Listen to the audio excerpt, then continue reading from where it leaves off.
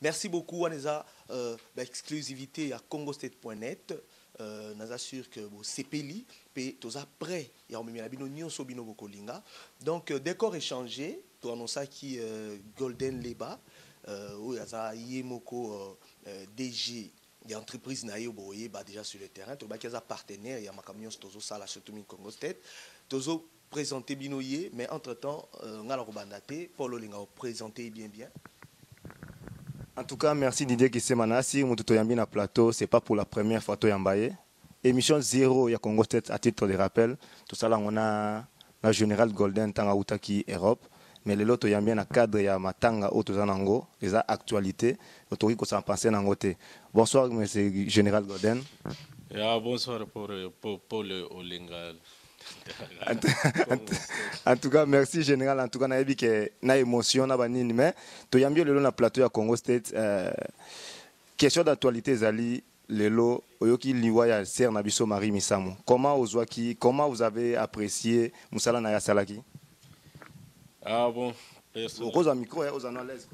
personnellement, vraiment, j'étais très touché parce que si je me rappelle, Zalaki, dernière fois qu'il y a mon affaire, c'était en 2006, na passage en Angola.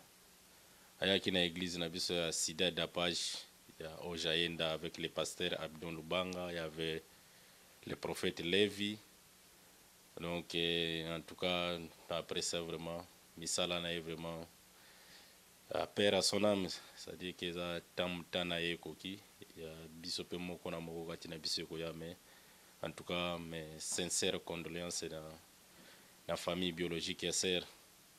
Bazaraga toujours na courage, c'est ça la vie. Mais moi-même, ça ne fait pas longtemps que notre père papa nanga, que son âme repose un peu aussi. Mon papa Moïse Leba. Donc, c'est toujours comme ça. Merci beaucoup Golden Leba. Babé Ngakao Mingi général, pourquoi? Bon, comme en général, il a plus parce que ngana za mutu moko na linga mimi makambo ya bilamba. Non, linga elamba donc kombo wana ibimela partir ya dans mosokola te lamba mon voice batia onde ti grade do ilamba yoji mimi moso ba collection moko e bimaka ya ndeti ba grade batia ndeti généralement non c'est à partir de là non mais yo la ndeti général la ndeti bo non c'est isti kombo na eko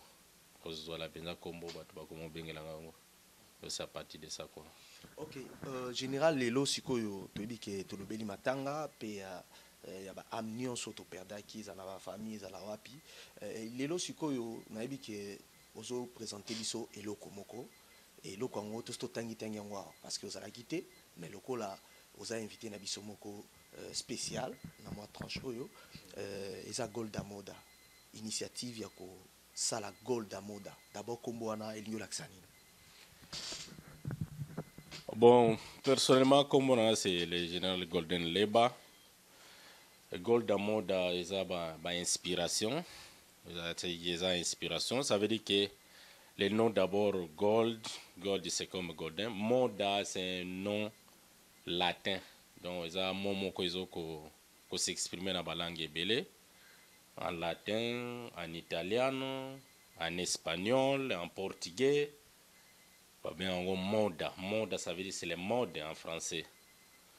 Mode en français donc modèle ngaza modéliste ça veut dire na mutu moko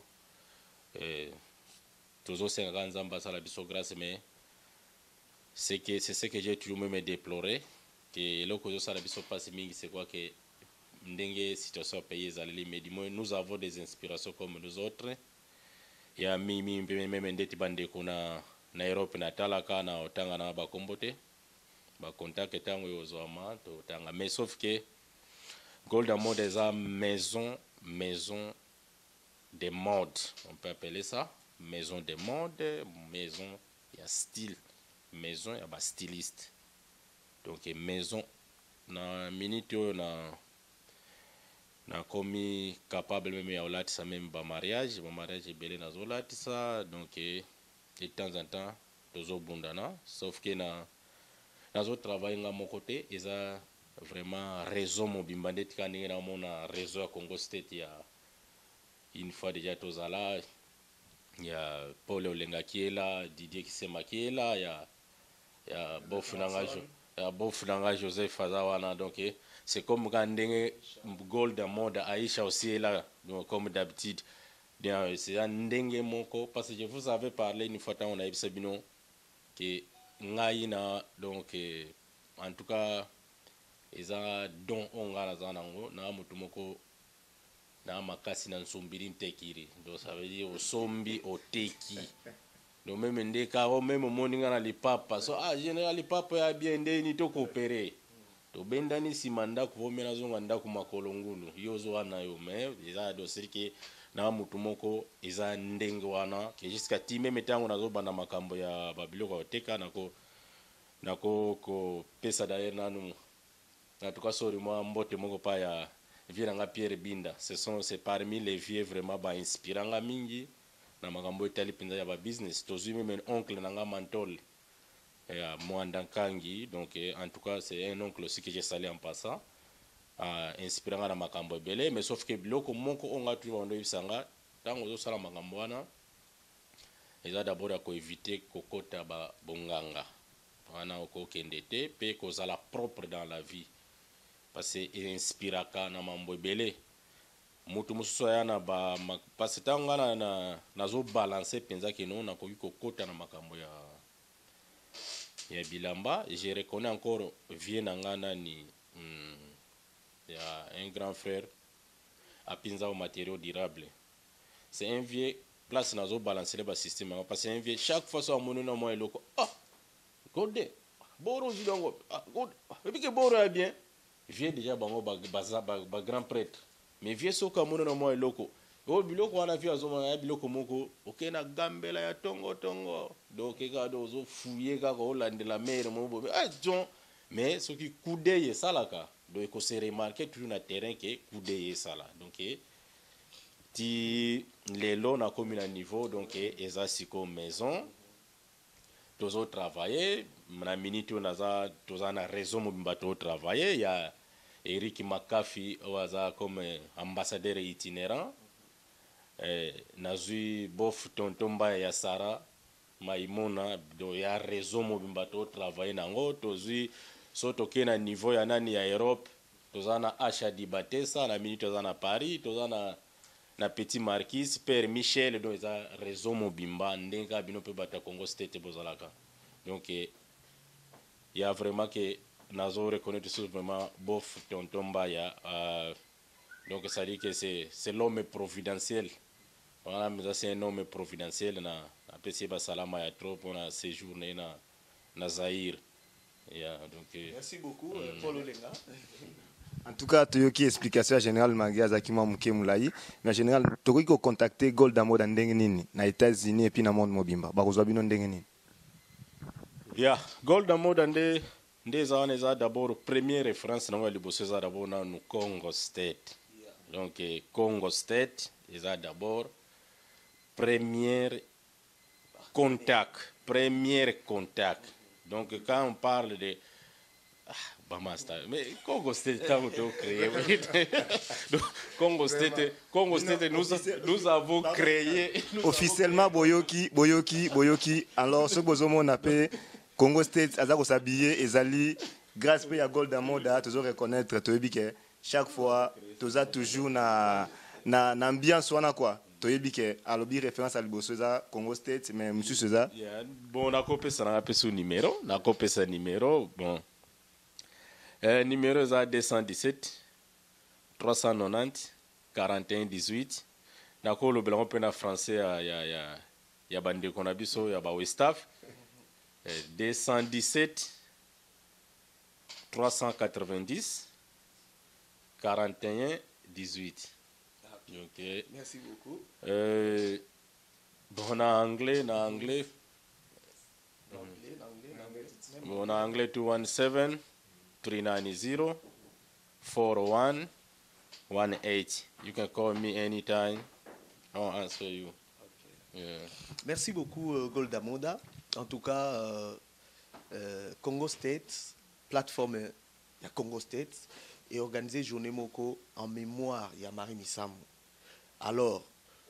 ba fanatique Bazali, ba salanzambe pe Bazali, oyo tozo sollicité pour que baya ko mettre main à la pâte parce que ça journée moko spécial. Moi 1 franc euro bimé bima $50 bima $100 toko destiné yango na famille Misamou parce que azem muto CPC imité mana biso nyonso. Alors Golda Moda lobi nini pour na journée wana.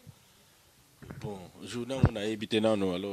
alors non on a évité date nini botier pour programmer date nini. Ça veut dire que ils a éclaircissement les ali après avoir fixé ma salle.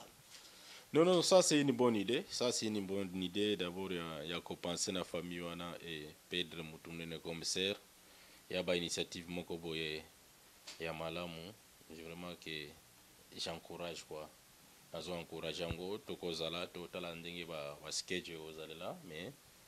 je tiens que Tokozala wana. Donc, pour nous, plus que Beta Marto sur Golda Moda qui est un mot en latin, un mot en espagnol, un mot en portugais, c'est le mode. Donc ça en tout cas, dans le mode d'abord on a une inspiration belle, comme la cause les grands prêtres Stanimbemba aujourd'hui qu'on appelle Sankoyo. Et en dehors de cela, on a une bavier, c'est-à-dire que moi j'ai des références, il y a une bavier qui nous s'inspiré de viennent les grands prêtres il y a Las Vegas, les vieux artires Nzemene. En tout cas, ce sont des vieux de temps en temps dans un encadrement, il y a vieux artires Nzemene, non petit à la boy et le boy faut kotanango boy. En tout cas ça, j'encourage plus. Tu as dit que Artin Nzemene na habité sur Didio Bossani a bengaka Congo State na Las Vegas. Mais invitation na biso to négliger yango te. Donc tozoya qui est Las Vegas tokoya komona yo et na yebisi que Jimmy Congolo na Chicago na yebisi que vraiment so lingolata Golda Moda yeyo contacter à partir de Congo State a pesi numéro na ye okozala de suite quoi. Oliva na Chicago Mbo Théâtre. Merci beaucoup donc Lucas Trans balobi Léon Ilunga na Texas muto azo préparer ba container donc naza sur côté kuna na Fodamat ou un partenaire officiel ya Congo State donc na yebi ke mamboza ya obeba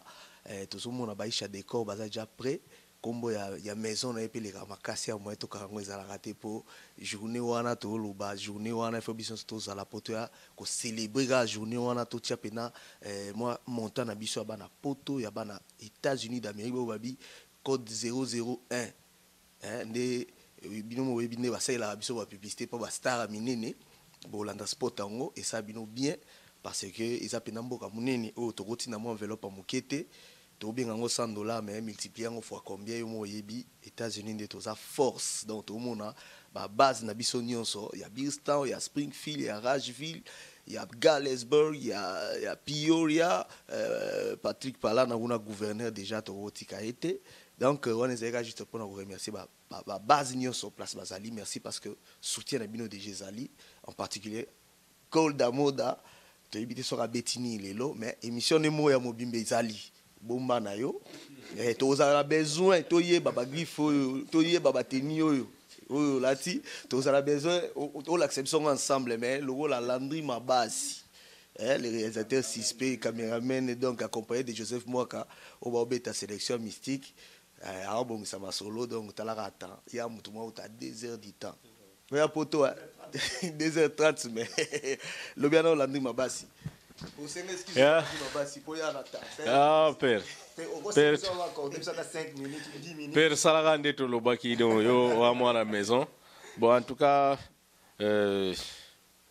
pour nanga d'abord nako remercier staff à Congo State parce que c'était en 2013 dans Tozo Bandelo Koyo. Ça nous pouvons remercier que les bons dieux parce que la que ba intempéries zala qui est belle tout consort mais quand même pour nous résister jusqu'à nos jours. C'est grâce à Dieu quoi. Mais en dehors de cela, en tout cas pour nanga na kopé ça ba parce que n'engue dikise mazo tunanga soki na latini ni bon na minute oyo ngai na kokisusu ko lobelelo ko te parce d'abord esenga eloko oyo zanga c'est-à-dire pour moi et ça c'est quoi que il fallait na créer ba design o ya ngamoko on peut même aussi o ba ko même pe ko koma golda moda ba komi yango c'est ça encore qui c'est ba projet eza ça dit que ba projet ezali ya kozala na couturier oyo ya maison ya golda moda akoki ko do ba design ona koki koloba no omoni awa kotisa mukie bimisa mwa mukie omonde obimisi boy parce que eza ba inspiration de temps na bon totiki nyonso na maboko ya nzambe parce que biso to wana biso simple bato on ne sait jamais sere misamo yo wana azali pe na ba projet osala lobby mais elle n'avait pas pu réaliser mais nyonso batikaka na maboko ya nzambe mais ba projet za quitte à moi en tout cas nazo saluer ba bandeko nyonso baobeta forme na niveau ndeti ya ba Galesbourg ba niveau ba Galesbourg naza na les grands prêtres sommets des sommets nazwi petit nanga de tout le temps Bof Cédric Wawa c'est des attaquants de pointe quoi donc wana besoin nazotanga c'est les attaquants Sokoto Wam donc toujours Nathan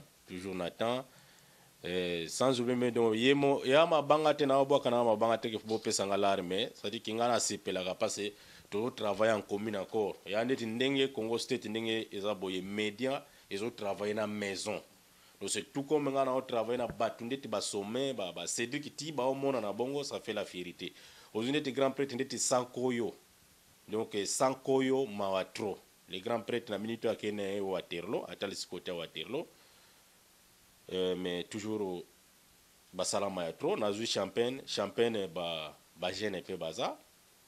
ya ba mutu na nzambe ba sabin toujours propre en chico samu toujours propre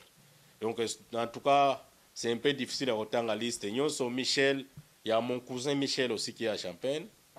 d'ailleurs na saluer c'est un grand frère quoi que j'aime beaucoup de Michel Makungu so qui dans même na niveau eza grâce na ye c'est eza yende mutasali sanga ngana na niveau passé na komela na San Francisco na Californie donc j'ai lu saluer aussi en passant quoi Michel Makungu basalama trop nazui vraiment mon ami de tout le temps ancien Palana ancien ba comme benga comme nouveau mais kotaka retraite ozongela no ki ancien na yo bon et Simba na o et Simba donc Galesbourg mon bimba en tout cas na saluer bino petit na masaro ba salama trop frappe toujours nzembele bisika oza ale pangai toujours à trop sans oublier mon ami donc ça dit que nga eloko toujours eloko na bosani koloba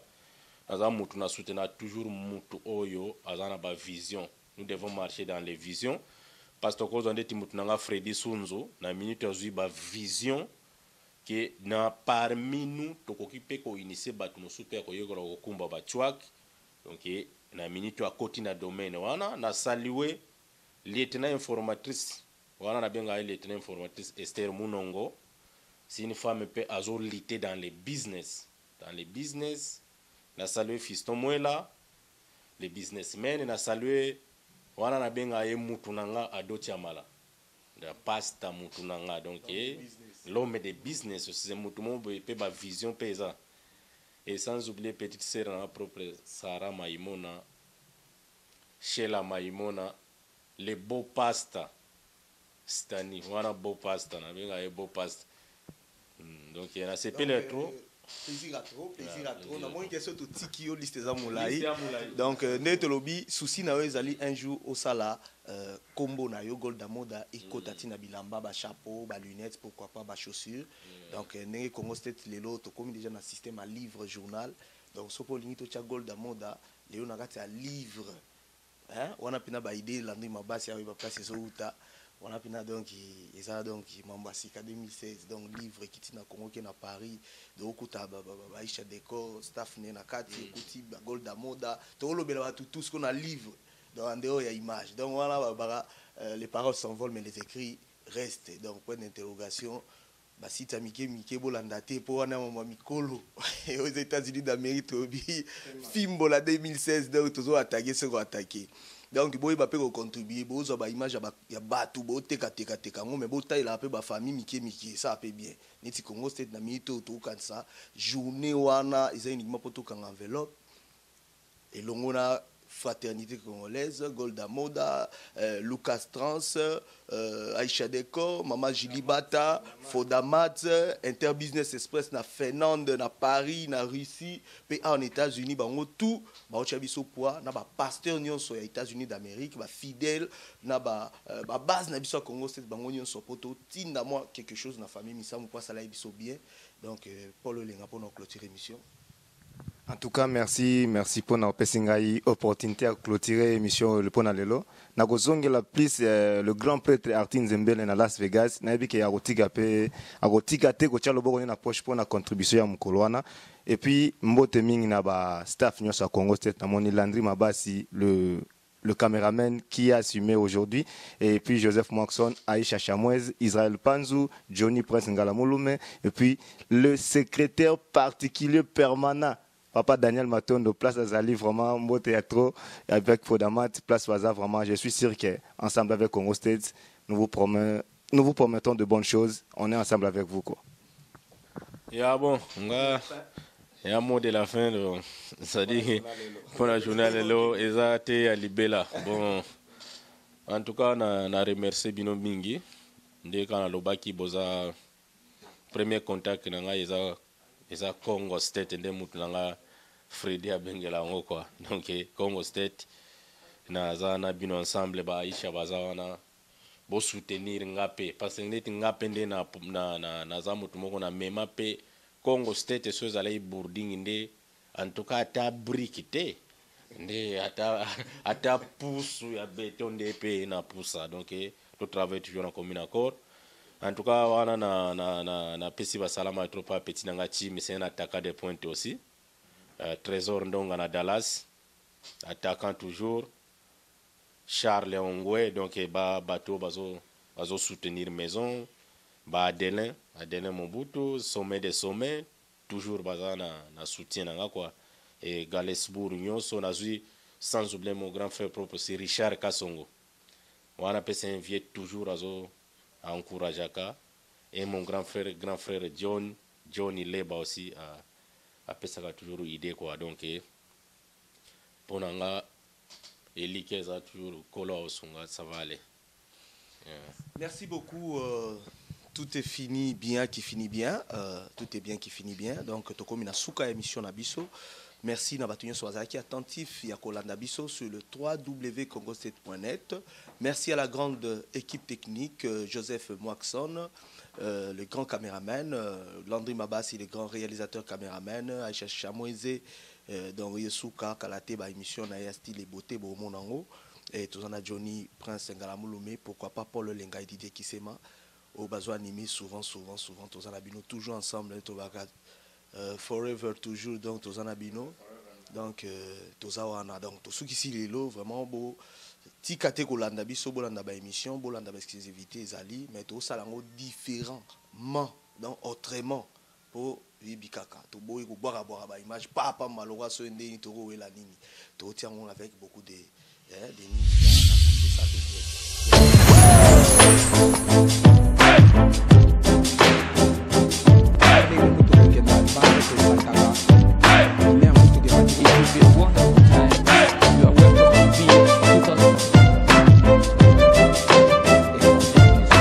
Combien nous y comptons? Merci,